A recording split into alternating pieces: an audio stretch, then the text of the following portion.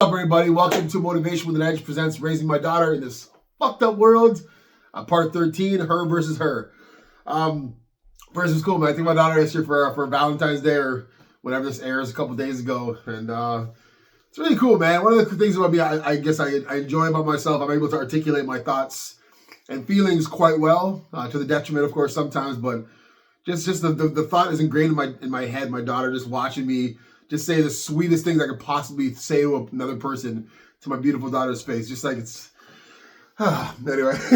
So this is Her versus Her. I know it's difficult for us to have so many variables of how to raise our children, but I think this one's something we really got to pay attention to. I remember my daughter, when she started kind of gymnastics, I remember her doing some little thing they were doing. A bunch of the kids were lined up, and it wasn't even gymnastics related, but they were doing something, but you needed to have your form. I don't know what the fuck it was, but I remember seeing my daughter just like race through it and look around and see her. And I talked to her after. I said, "Sweetie, what are you doing? Why are you, like, you're learning something? Why are you trying to race against the other kids? It's not a race. You're actually trying to learn something."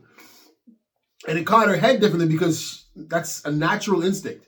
Competition, I think we all know this. It's a natural instinct. Many of us have a different degree of it. Of course, everything's on a spectrum.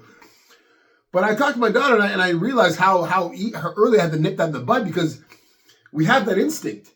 And I know most parents and most people in general, I'm sure we see it for grown-ups, they will spend a lot of their time comparing because they're insecure, because they don't have the same life, the same happiness or whatever. That's one of the things about social media is, the people post their great life and we're comparing ourselves to their highlight reel.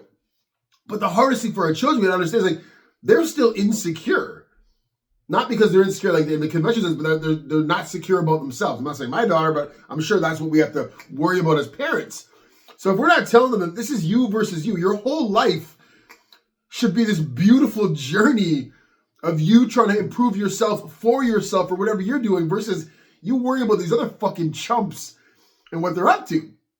And I saw at that age how important it was for my daughter to realize that, because I don't want my daughter to look around and see who she's competing against. I understand sports and competition, all these things, but like, for my beautiful child to be embarking on her own beautiful life with the thought of other people as her motivation to get better, then I don't like that. I can understand it as some sort of tool to be used, but when you're developing a sense of self, it seems kind of negligent as a parent to not nip that in the bud. And if we see it in grown-ups, or at least we hear it's a thing in grown-ups, we know it's something that we definitely got to make sure our kids are seeing. So I tell my daughter, yes, this has been your journey. It will be your journey. You are just trying to get better for yourself. And everything you measure is against you the day before.